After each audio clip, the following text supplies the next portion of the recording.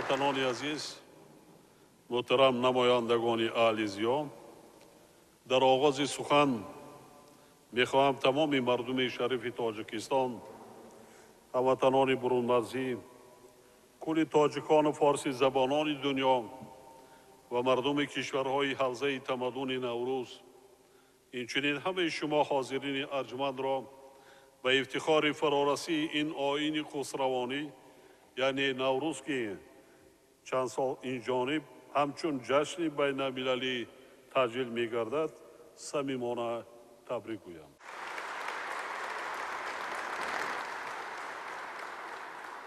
نوروز باستانی که خصوصیت برجسته آن جشن خرسندی خرد و بزرگ یعنی تمام مردم می باشد، در کشور ما به شرافت استقلالیت دولتی با رمز و آیین‌های بسیار دیرینه و رنگ و تراوت بسا دلچسب و زیبنده خود احیا گردیده و یکی از دوست داشته ترین جشن‌های ملی ساکنان تاجیکستان بی‌شناسایمان تبدیل یافته است. یعنی مردم ما، مرد و زن، پیر و جوان، همه این جشن را انتظاری میکشند، برای استقبال ارزنده آن آمادگی میگیرند، رسم و آیین‌های نوروزی را با خرسندی و خوشحالی زیاد و دست جمعانه به جا آورده بهترین نیت و آرزوهای خود را با نوروز که سال نو اجدادیمان می باشد پیوند می دهند. همچون رمزی نیکی نوروزی ملاقات رهبر دولت با نمایندگان زیایان نیز هر سال در عرفه این جشن مبارک ملیمان دایر می گردد. باید گفت که احیای جنبه‌های مردمی نوروز ترغیب و تبلیغ منتظم سنت‌های این جشن باستانی، عمومی گردانیدن غایه و ارزش‌های جاودانه آن و به این واسطه تحکیم بخشیدن پایه‌های فرهنگی زندگی جامعه ما یکی از وظیفه‌های مهمترین اهل زیام می‌باشد. وابسته به این می‌خواهم بار دیگر خاطر نشان نمایم که سطح دانش و معرفت مردم خصوصاً نورسان و جوانان را بلند برداشتن، حس افتخار ملی نسل‌ها را بیدار ساختن و در شرایط مرکب جهانی شوی اصالت ورزش‌های ملی را حفظ کردن رسالتی هر یک زیایی وطن دوست به شمار می‌رود. ما از روزهای اول صاحب استقلالی به اهل زیا تکیه کرده تشبس‌های سازنده آنها را پیوسته دستگیری می‌نماییم. زیرا زیایان همچون نیروی فعال و توانای جامعه می‌توانند در تشکل خودشناسی و خودآگاهی ملی نقش بسا ارزشمند گذارند و منفعت‌های ملی و دولتی را صادقانه و قاطعانه حفظ نمایند. سال گذشته که برای مردم ما سال واقعاً تاریخی بود، زیایان ما از جمله استادان و آموزگاران، عالمان و دانشمندان، شاعران و نویسندگان، رسامان و آهنگسازان و اهل صنعت جهت در سطح بلند برگزار گردیدن جشن 25 سالگی استقلالیت دولتی پیش از همه توسط دایر نمودن چاره‌بی‌های علمی و فرهنگی فعالانه شرکت کردند و در مسئله ترغیب ماهیت استقلالیت دولتی و حفظ دستاوردهای دوران صاحب استقلالی سهمی پرارزش گذاشتند که ما از چنین اقدامات وطن دوستانه آنها سپاسگزاریم. واقعاً ترغیب بزرگترین دستاورد خلقمان استقلالیت و آزادی وظیفه اولین درجه زیایان محسوب یافته. آنها باید در تحقیقات و اثرهای خود اهمیت و محتوای این مفهوم‌های مقدس را باز هم وسیع‌تر انعکاس سازند. به خاطر تحکیم ثبات سیاسی، وحدت و همدیگر فهمی، افتخار وطنداری و حفظ منفعت‌های تاجیکستان عزیز، اینچنین زبان، فرهنگ رسم و آیین و سنت و عنعنه‌های ملی میباید نیز کوشش نماید، مخصوصا در تشویق و ترغیب فرهنگ نوروزی، تاریخ و پیدایش جشن نوروز. ما برای خودمان میکنیم، برای خودمان بیشتر باز آموختنمان در کار است البته، لیکن ما برای جهانیان، از بس که ما یکی از اولین تشبسکارهای جهانی شوی این جشن بزرگ ملی امان هستیم، ما با جهانیان باید درباره این جشن بین المللی بیشتر معلومات دهیم. چی به زبانهای تاجیکی ما شما، به زبانهای فارسی ما شما، نه که در از بس که جشن نوروز بین المللی است، چی با زبانهای انگلیسی، چینی، با زبانهای روسی، با زبانهای عربی، دیگر زبانهای معاشرتی بین المللی که بیش از اگر گوییم 6 زبانی سازمان ملل است، بیشتر انتشار کنیم، چاپ کنیم، پیشنهاد کنیم.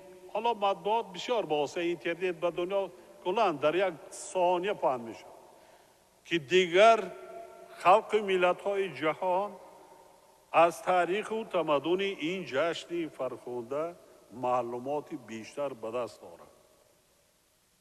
من بسیار افتخار دارم که در زمان استقلالیت جشن نوروز اینقدر عاموی شده است، از خرد تا بزرگ.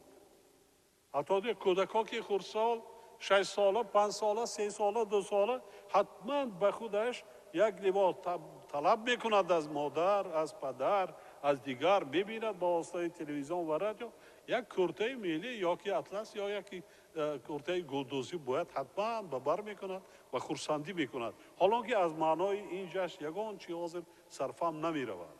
یعنی باعث افتخار است. مردم باید حتما یک جشن ملی داشته باشد که خرسندی کنند، کینه و کدورت را از دلها بیرون کنند. یک چیز مهمیت این جشن آن است که این به یگان دین و مذهب یگان وی نزدیکی ندارد. البته دانشمندان بیشتر اهل زیاد در این جاده کار کردن مانده کار پیشنهاد کنیم، با مردم پیشنهاد کنیم، با مردم حاضر بعضا چهاربینی ها میشوند میگن که تنها برای یک رقص و بازی و دیگر با ما وابستگی دارد. ما چی را میخواهیم؟ چگونه همین غذای معنوی با مردم جمع کنیم که زیاده روی نکرده. این جشن تنها جشن مردانه است، جشن خرد و بزرگ است. یعنی برای نورسان هم بگیم که یک چهاربینی باشد که اونا خرسندی کنند، برای بانوها از آن جمله. برای مردم کردیم چواندازی، گوشتینگیری، دیگر چیزهای ورزشی خیلی زیاد است، لیکن برای بانوها، برای نورسان چیه؟ همینطور نه. این طرفش هم فکر کنیم. یا اینکه دایر به احیای پهلوی فرهنگی آن از خاندان سر کرده کدام چی را ما باید رعایت کنیم؟ یک چیزی که نوروز دارد، ذبح چارا اگر اصلا گیریم تاریخاً معنی است در روزهای نوروزی، اما برعکس است. اگر در دیگه هم گوشت نباشد، در چهاربینی غیر سمانه که طعام‌های طبیعتی اگر گوشت نداشته باشیم، آش پلاو نداشته باشه، میگن این نوروز نیست، هیچی نکردن، گوشت نموندن وایداد. اما زمانی که نوروز پیدایشش شاید همین هم باشد که برای ذبح چارا را منع کردن، یکم که از لحاظ در سالهای که پیدایش چاروا کم بود، مردم فکر آن را کردن که با شیر، با گوشت، با دیگر طعمی باشند، یک مهلتی معین ذبح چارا منع کردن که سرشمار زیاد شود، که با مردم آینده با گوشت و شیری، با محصولات این چیز غذایی بیشتر طعمی باشد. شاید از این نقطه نظر هم باشد. از لحاظ دیگر اگر همین پهلوش گیریم، دانشمندان کار کرده مونده کار چقدر صرفه می شود هر یک عائله بعد. الان همین جشن نوروز حساب کنید، در چند قدر دیه داریم و چقدر شهر و نواحی داریم، چقدر چارپای شاخدار کلان و میده ضبط میشه، یعنی کشته میشه. اگر ما در یک دو روزی نوروز یا یک روزی نوروز من کنیم ضبط چارا در یک روزش، چقدر صرفه میگرده، چقدر سرشمار زیاد میشود، چقدر با آینده فراوانی میشود، چقدر با مردمی بگیم که با معافیتی مردمی دیهات میگرده. ما همه پهلوی آن را فکر کنیم و طرز گذراندن یا که شعر ایجاد کردن. شاعرای نما کودک برای خردسالا برای نورسا بری آید خوب میبینن ناز میبینن حاضر کودکی نیست که یک شعر درباره نوروز نداند یکی کم است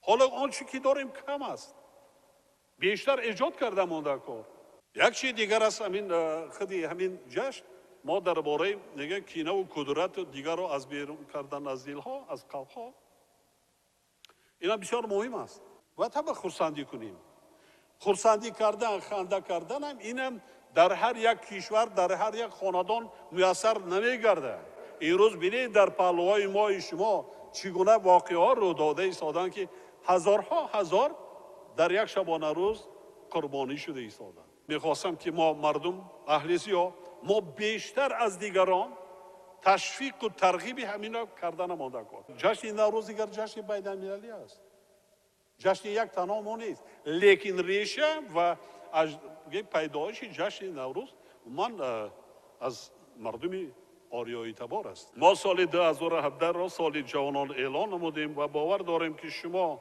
اهلیزیا تشبس‌های نسل آینده ساز را دستگیری کرده در قلب هر یک نورس جوان حسی ملی و احساس گرمی وطن دوستی را بیدار می‌سازید آنها را برای آموختن علم و دانش کسب و هنر و آباد و پیشرفت گردانیدن وطن عزیزمان تاجیکستان هدایت می‌نماییم ما باید به ضیایان جوان راهی وسیع شده برای آنها امکانیت فراهم آوریم که دستاورد و اختراعات و محصول ایجادی خود را به دیگران معرفی سازند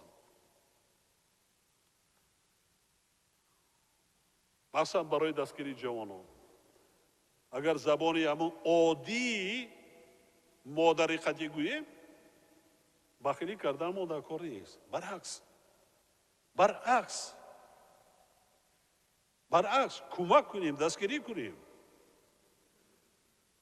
اگر که کمک کردن نمیتوانیم کوشش کنیم که زیان نرسد مخصوصا جلب این طبقه نیرومند با آموزش علم و حصول کردن تکنیک و تکنولوژی های معاصر اهمیتی بغایت مهم دارد محض با همین سبب حکومت مملکت به رشد علم دقت مخصوص داده جلب نورسان و جوانان را به این ساحه مهم از جمله مسائل اولین درجه می‌شمارد از این رو ساختارهای علمی و تعلیمی کشور را ضرور است که آموزش علم‌های معاصر بخصوص علم‌های طبیعی و ریاضی را جدی برآ مانده برگزاری محفل و چاره‌بینی‌های علمی را در همه زمینه‌های تحصیلات و مؤسسه‌های علمی بیشتر سازند و جوانان را به چنین چاره‌بینی‌ها هرچه بیشتر جلب نمایند. در پیام خود به مجلس عالی کشور روز 22 دکمبر سال 2016 آید به نقش کلیدی داشتن علمی وطنی در رشد استوار جامعه تاکید کرده بودند. عالمان را ضرور است که به رشد میانبرده علم‌های دقیق و طبیعت شناسی و تکنیکی و طلبات جامعه روانه ساختن نیروی علمی توجه مخصوص ظاهر کرده فعالیت خود را در سمت اختراعکاری و نوآوری همچنین جلب جوانان بالیاقت و کارهای علمی و اختراعکاری باز هم جانانه نماید. یکی از هدفهای مهمترین ما برای دوره نزدیک گزارش از دولت اگراری و دولت اندوستریالی اگراری به شمار می‌رود. بنابراین در استحصالات وطنی تطبیق نمودن دستاوردهای علمی و اینواسیونی و تکنولوژی عالمان کشور در راه رسیدن به این هدف نقشی اساسی می‌بازد. با مقصد مستحکم نمودن علاقه علم با استحصالات و در استحصالات وطنی تطبیق نمودن دستاوردهای این و تکنولوژی‌های اینواسیونی در پیام دستور داده بودم که در ساختار اکادمی علم‌ها مرکزی تطبیق تکنولوژی‌های اینواسیونی تأسیس داده شد. فعالیت علمی و تشکیلی این مرکز باید از سمت تقویت بخشیدن اقتدار استحصالات وطنی توسط تطبیق دستاوردهای علمی نقش مؤثر داشته باشد. تنها رابطه مستحکم علم و عملیه میتواند و استحصالات تأثیر مثبت رساند و نظریه و اختراعات عالمان در عمل تطبیق گردد. از این رو عالمان ما را ضرور است که به آموزش پروبلم‌های معاصر و کشفیات و اختراعات و استحصالات نگرانیده شده توجه جدی ظاهر نماید. در برابر این عالمان ساحه جامعه شناسی نیز باید کارهای علمی خود را به سمت‌های تأمین امنیت دولتی، حفظ منفعت‌های ملی و آگاه کردن اهل جامعه از تأثیر خوف و خطرهای جهانی معاصر روانه نمایند. زیرا این مسئله تعارف اهمیت اولین درجه پیدا کرده به مناسبت‌های بین المللی و ثبات و آرامی سیاره تأثیر عمیق گذاشته ایستادند. کشور ما نیز از لحاظ موقع جغرافی خود از تأثیر این روندها در کنار بودن نمیتواند. بنابراین جامعه شناسان باید روندهای ذکر شده را فعالانه تحلیل کرده آید به جنبه‌های گوناگون و عاقبت آنها به امنیت و ثبات دولت و جامعه ما اندیشه و خلاصه‌های اساسناک پیشنهاد نماید. در مرحله حاضره با استفاده ثمرناک از امکانات‌های موجوده از جمله توسط رسانه‌های خبری ذهن و جامعه مردم علخصوص نورسان و جوانان را به تفکر علمی پراگماتیکی و پیشرفته و عملگرا تبدیل دادن وظیفه زیایان میباشد. در این سمت از تجربه دولت‌های مترقی وسیع استفاده نموده ترغیب تفکر پیشرفته و حس ملی را وسعت بخشیدن قرض وجدانی هر یک زیایی وطن دوست میباشد. نامگذاری عادی در نظر باید نامگذاری حاضر میبینیم بعضا کشورهای ابرقدرت قانونهای مخصوص قبول کرده ایستادن که در داخل کشور تنها نام و نسبی همین ملت گذاشته شد. کشورهای ابرقدرت من حاضر نزدیک قانون قبول کردن. حس ملی داشتن از همین شروع می شود. از لباس پوشیدن، از نام و نسب، از دیگر همین است. چرا ما بیگانه پرستی میکنیم میبینیم کوچه های شهری دوشنبه ها که بعضا جاها که مردم ببر لباس بیگانه کردن. گپ درباره ملتگرایی شدید نمیرود. در زمان من میگم خطر و تهدیدهای جهانی امروزه اما پروسس جهانی شوی همین است. حاضرین ارجمند، رشد منتظم ساحه فرهنگی به بهداشت دنیای معنوی انسان تأثیر عمیق گذاشته. جهانبینی و تفکر، ذهن و شعور، میل و رغبت زیبایی پسندی و هنر ایجادگری و عنعنه‌های مردمی فرهنگ سالاری ما را تشکل می‌دهد در مرکز دقت حکومت مملکت قرار دارد.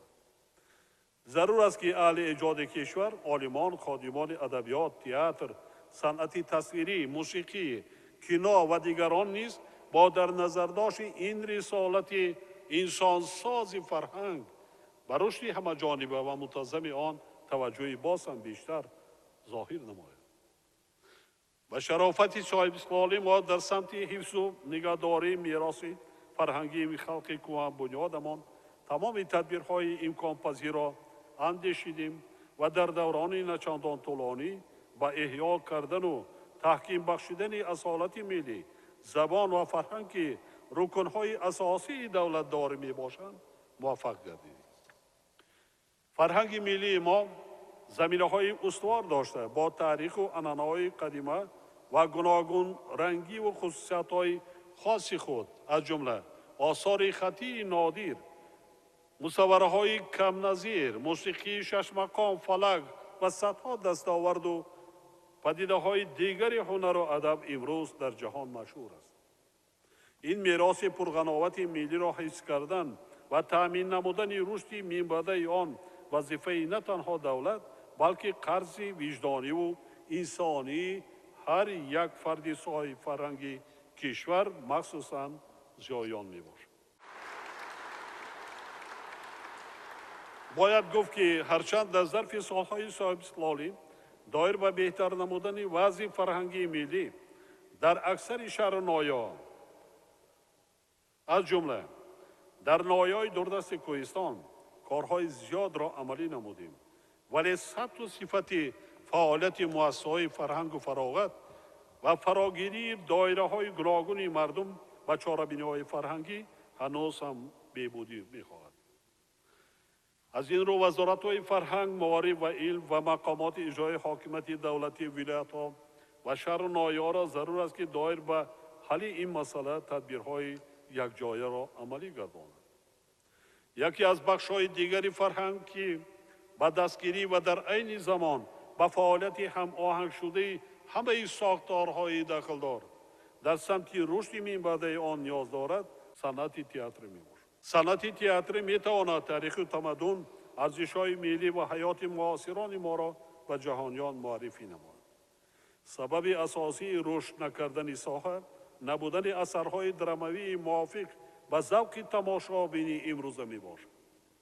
بنابر درست فعالیت نکردن شورای بدهی در نزد وزارت فرهنگ، تشکیل نگردیدن محاکمه اثرهای ثانوی و نبودن طلبات جدی نسبت به انتخاب اثرهای ثانوی به تماشابینان، اثرهای کم مضمون و کم اهمیت پیشکش می‌گردد. در نتیجه امروز شماره تماشابین کم شده، موقع تئاترها در جامعه سوس گردیده است. طوری که میدانید تئاتر را آینه حیات میگویند و این نوع صنعت باید روحی سالم داشته باشد. یعنی برای تئاترهای کشور اثرهای تعلیم باید کرد که روحی قوی مردم تاجیکستان را افاده نمایند، حیات آسوده خلق را انعکاس کنند و ذوق و هوس تماشابین را به زندگی بیشتر گردانند. هرچند که در 5 سال اخیر در تئاترهای جمهوری، ولایتی و شهری و ناحیه‌ای 172 اثر به صحنه گذاشته شده است، ولی آنها هنوز طلبات تماشابین را قانع کرده نمی‌توانند. قسم زیادی این نمایشنامه‌ها تکراری همدیگر بوده، از لحاظ مضمون و محتوا یک رنگ و یک مرام می‌باشد. بعضی نمایشنامه‌ها اثرهای ترجمه‌ای بوده، از روزگار مردم ما دورند و تماشابین آنها را خوب قبول کرده نمی‌توانند. در اکثر صحنه‌ها موضوعهای روز، واقعه و رویدادهای دوران استقلالیت، حیات مردم تاجیک و مسائل معنوی و اخلاقی کم مشاهده می‌شود. به مثل دیگر ایجادگاه بزرگ، تئاتر نیز باید جوابگوی روندهای مبرم حیات باشد. از این رو ادیبان ما را ضرور است که یکجا با خادمان تئاتر اثرهای ثانوی آفرند که حیات گذشته و امروزه خلق تاجیک را واقع بینانه و رنگین انعکاس نموده، جهان معنوی تماشابین را غنی گرداند. در برابر این جهت آماده کردن هنرپیشه‌ها، کارگردان‌ها و رسامان تئاتر، از جمله برای تئاتر ملی که امروزها بنیاد آن ادامه دارد، اینچنین دایر به تشکیل استودیوهای خرد در نزد تئاترها تدبیرهای ضروری اندیشیده شد. میخواهم مخصوص تاکید نمایم که در دوران جهانی شوی ضرورت گرامی داشت فرهنگ ملی، بلند برداشتن سطح معنویات انسان، تربیت و تشکل نسل نورسی که وظیفه‌های عظیم بنیاد جامعه آینده را به عهده میگیرد، به مراتب می‌افزاید. در این اساس ما باید در قلب آنها زیرکی سیاسی و خودشناسی ملی را که در پایه احترام و دوست داشتن وطن مادر، زبان و ارزش‌های تاریخی و فرهنگی تشکل می‌یابد، توسط گذرانیدن چاره‌بین‌های گوناگون فرهنگی جای دهیم. زیرا تنها شخصی از تاریخ و فرهنگ ملت خویش باخبر، خودشناس خودآگاه و دارای حس بلندی ملی در جامعه مقام و موقع سزاوار پیدا کرده می‌تواند. در مرحله کنونی سیاست فرهنگی دولتی صاحب اصلاح تاجیکستان با تأمین امنیت فرهنگی کشور، تحکیم رکن‌های معنوی دولتداری، توسعه تفکری سازنده و بنیادگرانه، بالاروی افتخار ملی و احساس وطنداری ساکنان مملکت، یعنی به تقویت هویت ملی نگرانیده شده است که در این روند نقش زیایان باید نظررس باشد. وابسته به این یک نکته مهم را خاطر نشان می سازم که فقط ملتی که به فرهنگ ملی احترام میگذارد همیشه به دستاوردهای نظررس نائل گردیده، هویت ملیش را استوار می نماید و ثابت قدمانه پیش می رود. در شهر خارق ما تئاتر کسبی ساختمانش شروع کردیم. در بسیار شهرهای ما حتی قصرهای فرهنگ وجود نداشت. نو بنیاد کرده ایسادی. نو. ده ها ساختیم با ده های دیگه ساخته شده ایساد است. لیکن همه آن چیزی که داریم اون را باید خوب استفاده کرد. ایجاد باید کنیم. کنی اثرهای آفریده ای که سطح جهانی را نام بیاد. ما دستگیری کنیم. من مبلغ گذاری کنم چاپ کنم. با زبانهای خارجی باید کنیم. امروز شرایط خیلی فراوان است. پخش کنیم، پیشنهاد کنیم درباره ملت، فرهنگ، صنعت. امروز رشد صنعت کینو نیز از جمله مسائل مهمترین میباشد. کینوی تاجیک باید در موضوعهای تاریخی، وطندوستی، خودشناسی و پرابلم‌های معاصر فیلم‌های زمانه‌ای را به نمار گیرد. ولی چنان که ببینیم اکثر فیلم‌ها با ذوق تماشاچی امروزه مطابق نیستند. با تشبث ما می سال 2015 شورای حکومتی دایر بر رشد کینماتوگرافی تأسیس داده شد.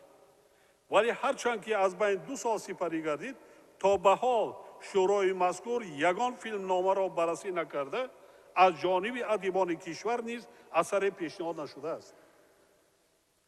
با در نظر داشت چنین وضع به حکومت مملکت سفارش داده می شود که در مهلت 2 ماه دایر به وارد کردن تغییرات به قرار قبول کرده خود از 26 دکمبر سال 1997 جهت تأسیس ساختار علاوه مؤسسه دولتی تاجیک فیلم و با آن همراه نمودن تاجیک کینو چاره‌جویی نماید. تاکید می سازم که زیایان مملکت به مسئله رشد ساحه تئاتر و کینو همچون جزئی مهمترین حیات فرهنگی کشور نباید بی‌طرف باشد. برعکس زیایی اصیل در روند تشکل و توسعه تفکر ملی همیشه فعال بوده. بر روند پیشرفت معنویات جامعه تأثیر می‌رساند. کاسی‌های جامعه را از همه پیش درک می‌کند و برای رفع آنها تدبیر می‌شود. درباره کینو هر روز کینو فستیوال‌ها در این یا گوشه دنیا شده ایستاده است. کاری کینوی تاجیک چرا پیشنهاد می‌کنید؟ چرا؟ مایلش من در همونجا 2 سال پیشم گفتم با میگویم که من مبلغ میتیم. اول سن وای کنید تو پیشنهاد کنید ما ببینیم که چی است؟ چی مقصد، چی هدف است؟ برای بلند برداشتن آبروی ملت، دولت، فرهنگ، صنعت، زبان یا که درباره عنعنه‌های رسم و آیین‌های در همون کینوفی باسه کینو پیشنهاد کردم موبایل باشد برای چی نیست؟ یک کینو آوردم مخصوص برای مردم تاجیک نشان دادم. من اجازه دادم من توفیق کردم من در وقت سفر درباره امام اعظم تهیه‌گران ایجادگراشون نیست. خودی بانوایی که اجرا کردن همه موی سرشون موی سر زنها همه موی سر لباسای اروپایی بود. کمتر چیزهای ملی داشت. تمام فیلم امام اعظم که همه ما شما میدونیم. همینطور نه. فیلم را مردم چند مراتبه که نمایش دادن تماشا کردن. لیکن مضمونش وای بود مردم رو به خود جلب کرد. زبان بسیار مهم است در گفتم تلویزیون این اتالان زبانی ادبی تاجیک این رادیو و تلویزیون است. اون زیایی که زبانی ادبی تاجیکی که درست حرف نمیزنه دعوتش نکن. معاشرت نکن. تشویقاتش نکن.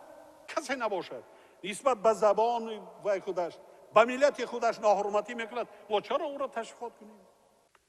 باور دارم که شما زیایان مملکت در این عمل خیر و شایسته منبت نیست حصه ارزشمندی خود را گذاشته به خاطر گسترش و توسعه بیشتری تفکر اهل جامعه جدوجهد می نماید و همچون نیروی پیشقدم در روند تحکیم پایه‌های دولت‌داری ملی و آبادی و پیشرفت تاجیکستان عزیز سعی و تلاش وطن دوستانه خود را دریغ نمی‌دارید. باعث افتخار است که ما و شما نوروز امساله را در آغاز عملی شوی تشبث نو تاجیکستان دایر به 10 ساله بین المللی عمل آب برای رشد استوار جشن می‌گیریم. آب همچون واسطه اساسی حیات انسان در آیین گذشتگان ما رکن مقدس و یکی از 4 عنصر اساسی زندگی حسابیده شده. صرفه‌کارانه استفاده نمودن آن را اجداد ما همچون اندرز زندگی نسل‌ها بسیار مهم می‌شمارند. با در نظر داشت مشکلات یاب که امروز بشریت با آن روبرو آمده است، اهل زیای کشور باید در ترغیب اهمیتی پیشنهاد مذکور پیشرفت و فعال باشند و در سمت عملی نمودن پیشنهاد تاجیکستان و همکاری با جامعه جهان هرچی بیشتر جد و جهد نمایید. به خاطر عملی شدن هدفهای نیک آینده سازتان به هر کدام شما برای کار و کامیابی‌های تازه ایجادی می‌خواهم. بار دیگر تمام مردم شریف تاجیکستان، هموطنان برون مرزی، همه شما حاضرین محترم و کل زیایان کشور را به افتخار جشن نوروز بین المللی صمیمانه تبریک گفته به هر یک شما و هر فرد وطن خانه آباد، بخت و سعادت و وطن محبوبمان صلح و آرامی جاودانی آرزو می نمایم.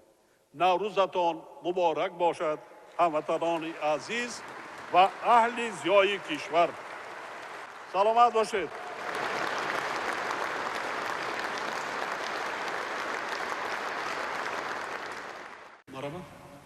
اساسگزار صلح و وحدت ملی، پیشوای ملت، پرزیدنت جمهوری تاجیکستان جناب عالی محترم امامعلی رحمان، اجازه دهید قبل از همه با استفاده از فرصت مناسب شما را به مناسبت فرارسی جشن بزرگ ملت نوروز بین المللی صمیمانه تبریک نموده به شما برار و کامگاری‌های همیشگی تمنا نماییم. من فرهاد شاکرов، دکترانت انستیتوت فیزیک تکنیکی به نام سلطان عمرов اکادمی علم‌های جمهوری تاجیکستان میباشم. لطفاً سلام و سپاس و احترام صمیمی ما را قبول نمایید. محترم پیشوای ملت، همچون نماینده محققان جوان اکادمی علم‌ها با دلپوری گفته میتوانم که جوانان تاجیک با آموزش تکنیک و تکنولوژی و علم‌های دقیق هوسمندی زیاد دارند.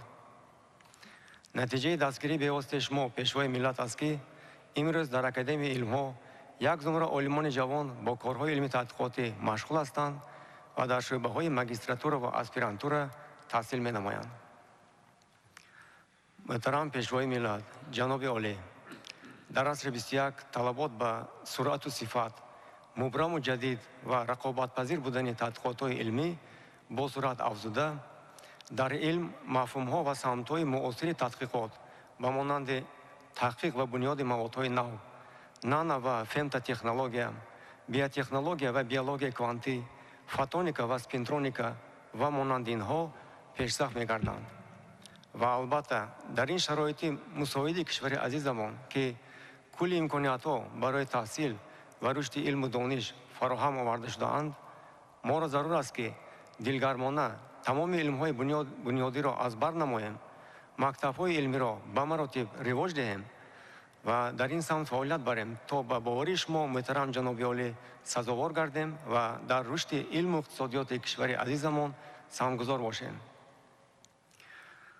شما جناب عالی در پیام نوبتیتان به مجلس عالی جمهوری تاجیکستان تاکید نمودید برای رسیدن به رشد استوار اقتصادی ما را ضرور است که به تکنولوژی اینوواسیونی دسترسی داشته باشیم و تکنولوژی اینوواسیونی را در استحصالات وطنی تطبیق نماییم.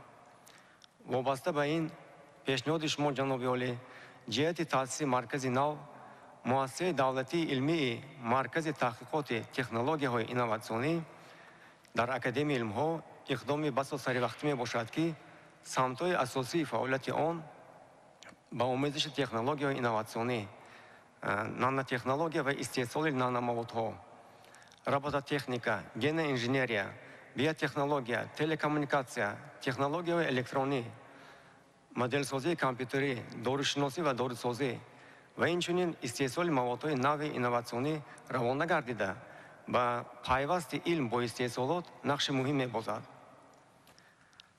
از نام اهل محققان جوان شما را باور می‌کنیم که در آموزش و تحقیق و تطبیق دستاوردهای علمی در استحصالات فعالانه سهمگذار می‌شویم. تشکر برای توجهتان. اختراع کردم اون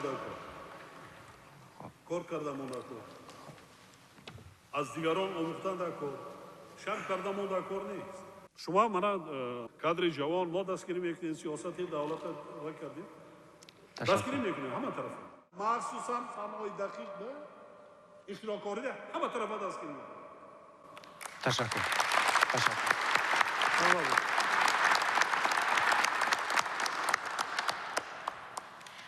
ассалому алайкум, садри муаззами миллат, ахли зиёи мамлакат. ман Мафтуна Назирова, адиби ҷавон, корманди ҳафтавори адабиёт ва санъат ҳастам. гул мекунад аз хандаи хуршиди ту лабҳои ман, милодгоҳи равшанӣ, гулмарзи беҳамтои ман. ای مایه شوق و سرور، ای آیه زیبای نور، خوش باد در آغوش تو امروز من، فردای من. تا پرچم تو پرفشان بادا به زیر آسمان، هرگز نگردد سر به زیر این قامت والای من. نام عزیزت را به لب تا کهکشان خواهم برم، ای میهن آزادگان، گلمرزی من، زیبای من. ما جوانان واقعا سعادتمند و خوش اقبالیم که از هوای مصفای تاجیکستان عزیز نفس میگیریم و در فضای آفتاب‌آغوش وطن محبوبمان پر میکشاییم و سوی قله‌های آرزو پرواز میکنیم. بختی بلند و بی‌نظیر است که با شرافت وحدت و آزادی و یکدلی ملت ما می توانیم حرفهای دل خود را وارسته و آزاد از منبرها بگوییم، طریق وسایط اخبار عموم به سمع هموطنان برسانیم و از شبکه عمومی جهانی اینترنت پهن و انتشار بکنیم.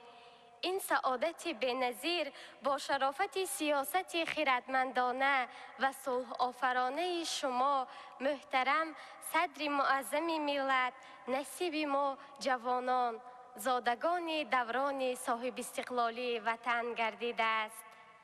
ای نازنین ترین وطنم گلفشان بمان، زیباترین و نامور و بانشان بمان. با فیض نوجوانی و شوق و خروش ما تا زندگی است سبز و لطیف و جوان بمان. بهار گذشته در روزهای خورشیدی و با صفای جشن نوروز با التفات بی‌نهایت شما محترم پیشوای ملت در تاجیکستان همیشه بهار همایش بین المللی ادیبان برگزار گردید. برای ما ادیبان جوان آن همایش مهم و آموزنده و سبق تاثیرگذاری بود. شاهد آن گردیدیم که ادیبان فرهیخته و استادان برکمال سخن ادبیات و معنویات تاجیک را در سطح بلند معرفی کردند. ما نوقلمان و نوقدمان شاهراه سخن درک کردیم که من بعد باید با سعی و تلاش دوچند موقع ادبیات تاجیک را نه تنها در سطح همزبانان بلکه در سطح جهانی بلندتر برداشته به این وسیله اثبات نماییم که میراثبران فرهنگ غنی و وسعتمند می باشیم. فرهنگی که تلقینگر و ترغیبگری بشردوستی، انسان پروری، وحدت و همدلی و زیبایی آفرینی است. سرزمین نازنین ما تاجیکستان آفتاب‌آغوش از آمدنهای گلنثار بهار و نوروز همایون قدم محبوبتر و گلافشانتر گردیده است. بگذار کهن وطن جوانترین ما سرشار از شکوفه و محبت، زیبایی و جوانی و برخاستگاه صلح و وحدت جهانی باشد. همچون ارمغان نوروزی شیرک بهاری را می خواهم به شما سرور دولت و دوستداران بهار و زیبایی اهدا بکنم. واه چه زیبا نازبرگ یاسمین در کنار نوبهار گلجبین میبرد از دل غبار و غصه را. گل تبسم های صبح شکرین ریزباران می تراود مو به مو در خمارستان عطر عنبرین از دعای سبز پیر دانه پاش می تپد آزاده تر قلب زمین. عشق را احیا و اهدا می کند سبزه و سه برگه این سرزمین. از نفسهای تو ای پیک بهار لالسان بشکفته دلها نازنین. نوروزتان مبارک باشد. شنودم.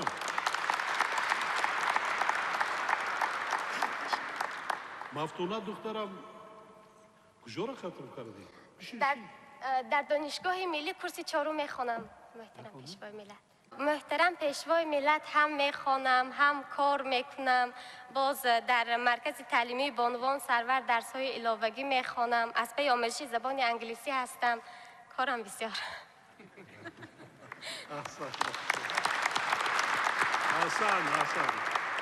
حسن خان زنی دخترم خان سواد بسیار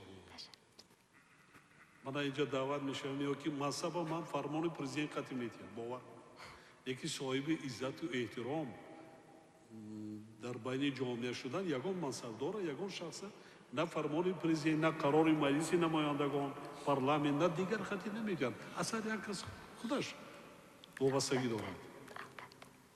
مرحبا سلامت. محترم اساسگزاری صلح و وحدت ملی، پیشوای معظم ملت و پرزیدنت ارجمند کشور. من یوروا محپایکر، هنرمند تئاتر دولتی جوانان تاجیکستان به نام محمودجان واحدов. در عرفه جشن باشکوه باستانی نوروز با زیایان ایجادکار صحبت و واخوری گذراندن این خود احیای عنعنه‌های بهترین و سنت‌های ملی و دولتداری صاحب تمدنی ما می باشد. هر واخوری با شما پیشوای معظم به اهل ایجاد روح و الهام تازه بخشیده آنها را به آفریدن اثرهای نو به نو هدایت می سازد و فضای فرهنگی کشور را رنگین تر می نماید. تمام اهل صنعت به خصوص کارمندان تئاتر از دستگیری و غمخوری پدرانه همروزه شما بس منت پذیرند. یگان نسل صنعتکاران بنیادی چنین انشاءات‌های زمانوی فرهنگی را در خاطر ندارند. تنها در یک خودی سال 2016 بناهای با حشمت تئاتر ولایتی موسیقی مسکوی به نام عطا محمد جانوی شهر قرغانتپه و تئاتر جمهوریوی درامای موسیقی در ناحیه اشت مورد استفاده قرار گرفت. بنیاد تئاتر ملی تاجیک که در منطقه آسیای مرکزی نظیر ندارد. بنای معاصر تئاتر در شهر خاروق و دهها قصرهای فرهنگ که بیشک فضای فرهنگی کشور را کلاً تغییر می‌دهند ادامه دارند. مشکلات اساسی ضمن سفرهای هنری نبودن جای برگزاری هنرمندان در اکثر شهر و ناحیه‌ها و ولایت‌ها حل گردیده با دستور و دستگیری به واسطه شما جناب عالی قصرهای فرهنگی زمانوی بنیاد گردیدند و امروز هنرمندان کسبی امکانیت دارند نمایشنامه‌هایشان را در صحنه‌های برهوا در نزد تماشابینان بلندذوق منظور نمایند. تئاتر در زمان ما باید رسالت معارف پرورانه خود را عملی گرداند. ما خادمان تئاتر تمام کوشش و غیرت خود را بر آن روانه خواهیم کرد که مردم را به سرجمعی و بنیادکاری دعوت نموده تحت سروری شما بهر آبادی و تن متحد شدن با کار و پیکار نمودن هدایت نماییم. ما خیلی منت پذیریم که در کشور ما با دستور دوربینانه و خردمندانه شما جناب عالی تمام تئاترها از بودجت دولتی دستگیری یافته برای عملی گردیدن سیاست فرهنگی پیشوای معظم سعی و تلاش دارند و ساحه با نظام انکشاف می‌یابد. چون واخوری ما در عرفه جشن باستانی ملیمون که با ابتکار شما جناب عالی جشن بین المللی گردید از نام اهل فرهنگ و هنر شما پیشوای معظم و تمام مردم شریف کشورمون را صدقاً شادباش گفته وحدت و یگانگی کامل و سعادت و کامیابی تازه را تمنا می‌نماییم. برای غمخوری‌های روزافزون از نام اهل هنر بار دیگر عرض سپاس ما را بپذیرید و تحت سروری دوربینانه شما هر روز مردم کشور ما نوروز و جشن ملی امان جاویدانی فیروز باشد. تشکر به دقتتان.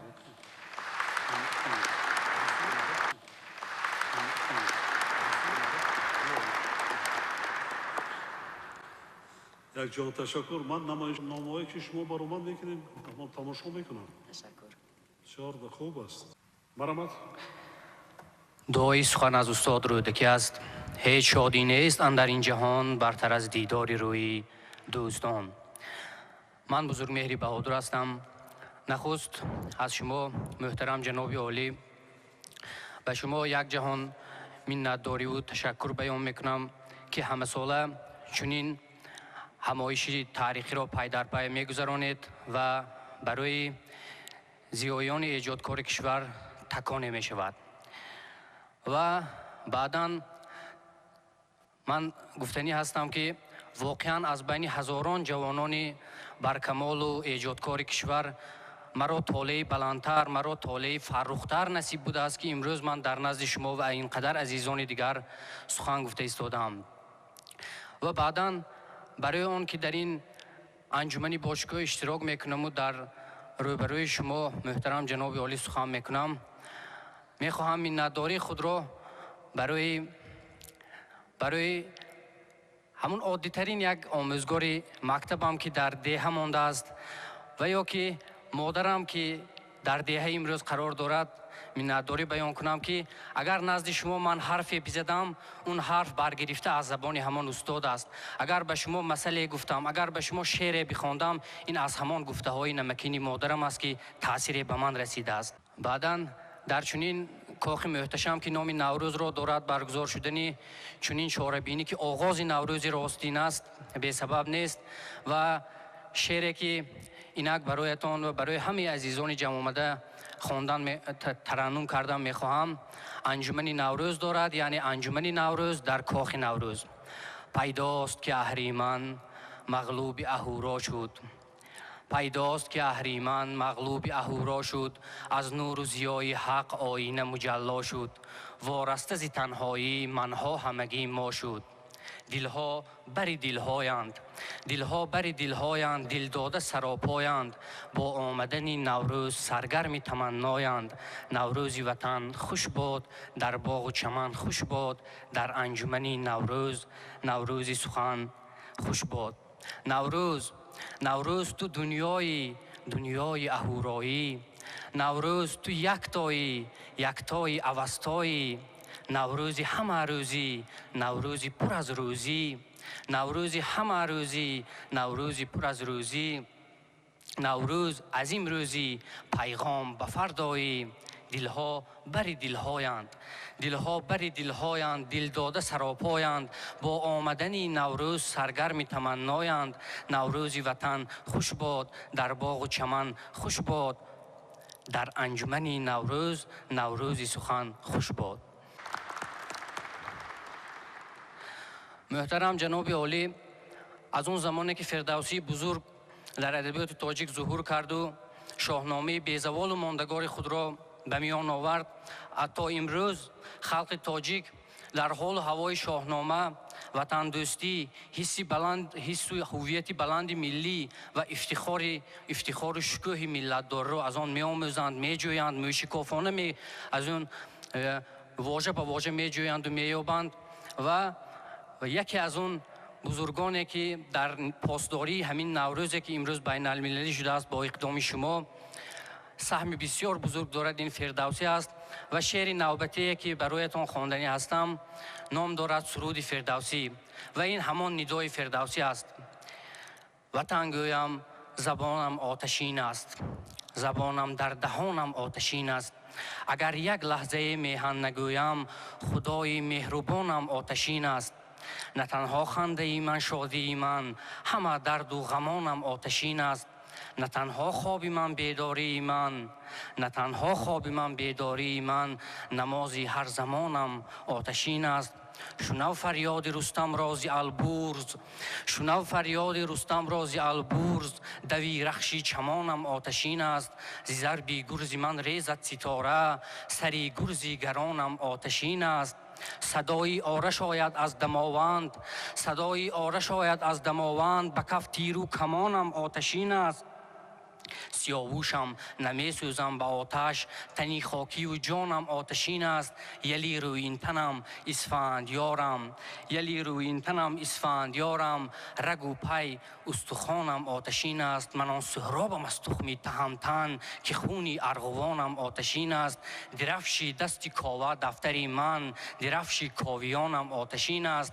من آن فردوسی روشن روانم، همانا که روانم آتشین است. تشکر. ایجاد کن، کار کن، تشکر. فرزندات در امی رویه تربیه کن. تشکر جناب. جوان هستیم، بسیار جوان، آیندهتون درخشان است. من دلشاد رحیمов معاون دیرکتوری پژوهشگاه علمی تحقیقاتی فرهنگ و اطلاعات وزارت فرهنگ جمهوری تاجیکستان، اساسگزار صلح و وحدت ملی، پیشوای معظم ملت، پرزیدنت جمهوری تاجیکستان محترم امامعلی رحمان، با عرض احترام از نام اهل و هنر شما پیشوای معظم ملت را با فرارسی جشن فرخنده نوروز صمیمانه تبریک میگوییم. جناب عالی، ما تصمیم گرفتیم که در نزد پژوهشگاه علمی تحقیقات فرهنگ و اطلاعات یک مرکز مخصوص علمی اوید با آموزش و تحقیقات و پیشنهاد کردن در شکل نامینات به سازمان‌های یونسکو و دیگر سازمان‌های با نفوذ یک مرکز میراث فرهنگ تاجیکان تأسیس نماییم و البته این مرکز میتواند در آینده باز در تبلیغ ارزش‌های ملی، در معرفی کردن نمونه‌های بهترین فرهنگ تاجیکان که چهره فرهنگی ما میباشند خدمت کند. تشکر. خب من یک سوال دیگر دارم. درباره ذبح چاروا شما از بس که وید هستید چی است در جشن نوروز؟ من کجای خواندم که ذبح چاروا در قدیم وی نمی‌کردند در روزهای نوروز. جناب عالی، شما در سخنرانیتون بسیار درست اینا اشاره کردید. واقعا در زمان خیلی قدیم در دورانی که آیین میترویزم بود، آنها موافق اساطیر برزگاه‌ها رو ذبح می‌کردند و در هر یک ایدشون برزگاه‌ها رو ذبح می‌کردند. کار به جای رسید که برای جفت زمین برزگاه نماند و برای همین زردوشت به میان آمد و همچون ریفرماتور این قتل کردن، این ذبح کردن چاروا را ممنوع کرد. با اجازه شما یک سخن دیگر گویم. در گذشته یکی از آیین‌های دسترخوان نوروزی تاجیکان این نوشابه هفت میوه بوده است. یعنی 7 نوع میوه خشک را چی است؟ نشانه چی؟ نوشابه 7 میوه. میوه‌های خشک را وای گفت 7 سینو با جای 7 سینیو بله با جای اون 7 سینو 7 شینی که سابقه زیاد تاریخی ندارن در ما 7 کاسه. بله 7 طبق درست 7 کاسه. یعنی از 7 نمودی میوه خشک در دیگ نوشابه تیار میکنن. واقعا به اصطلاح امروزه مولتی ویتامین است و این سنت تاجیکان است که ما از کهنسالان این را ثبت کرده ایم. در شکل ثبت آوازی هم داریم و ما البته این عنعنه‌ها رو باز هم آموخته برای احیا و معرفی کردن به جهانیان کوشش میکنیم. سلامت باشید. تشکر.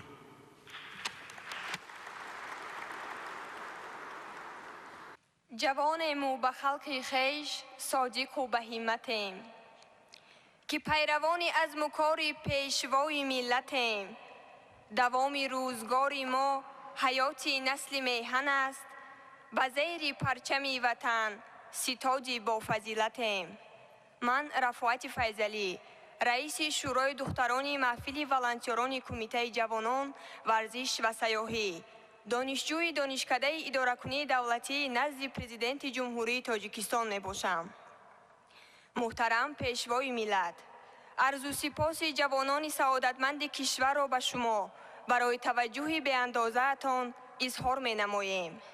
ملاقات امروزه شما با زیایان مملکت در آغاز سال جوانان راست آمد و اشتراک ما جوانان در این همایش بزرگ نشانه عالی احترام و باوری شما پیشوای معظم ملت و جوانان خوشبخت دیار می باشد. دستور و هدایت های شما ما را وادار می سازد که با دانش های زمانوی مسلح گردیده به وطن عزیزمان تاجیکستان صادقانه خدمت نماییم.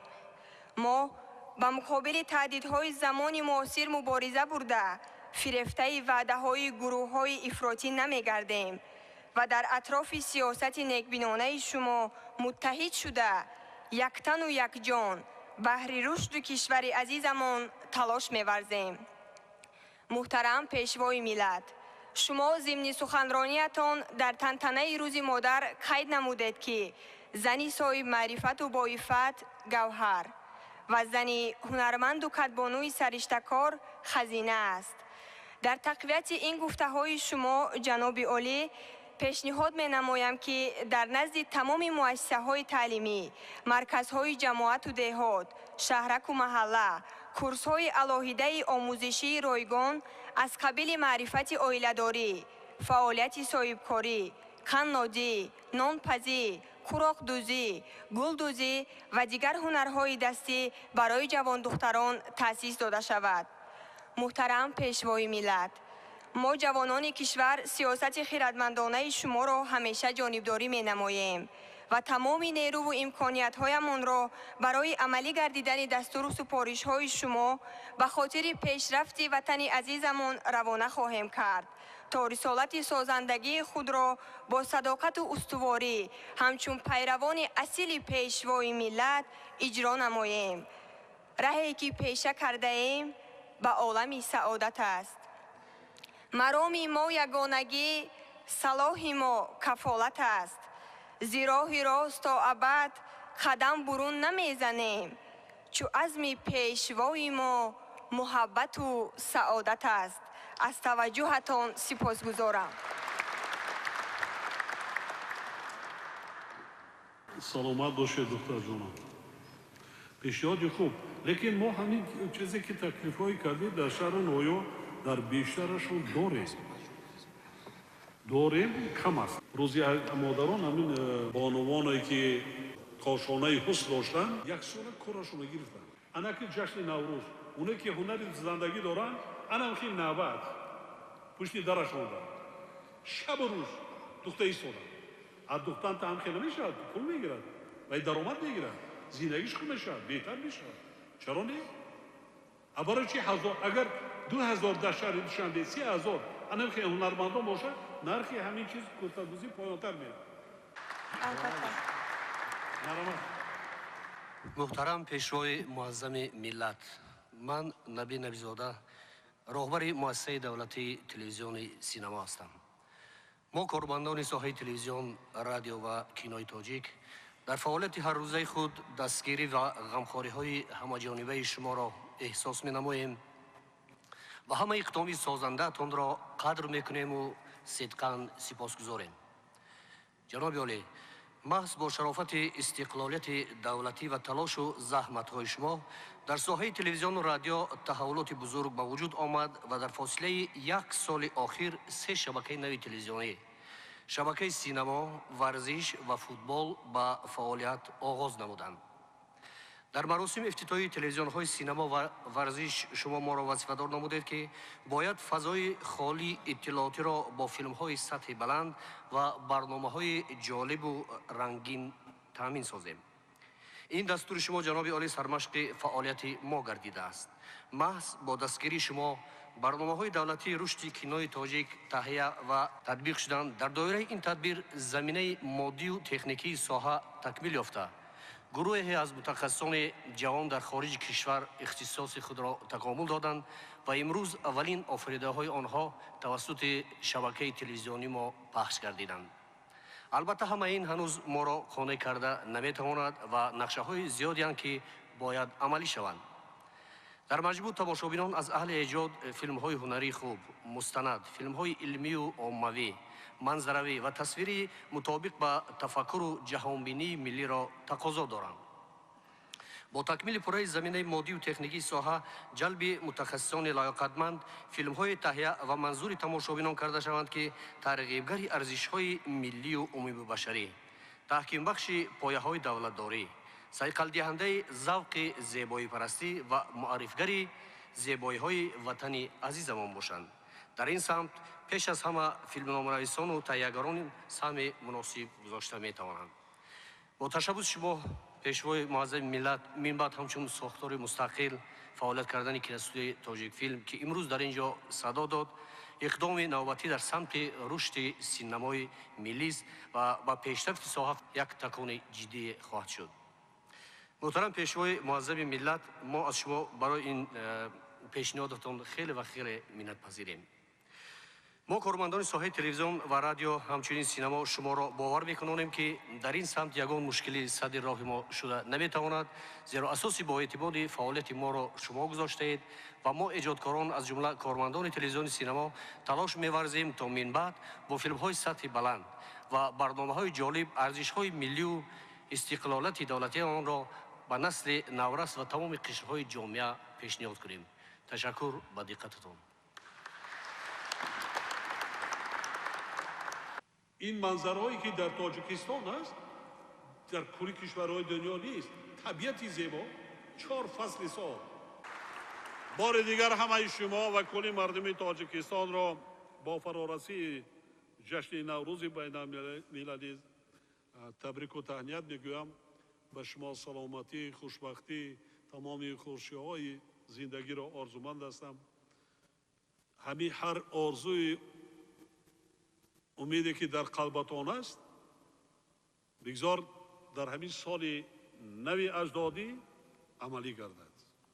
سلامت باشید.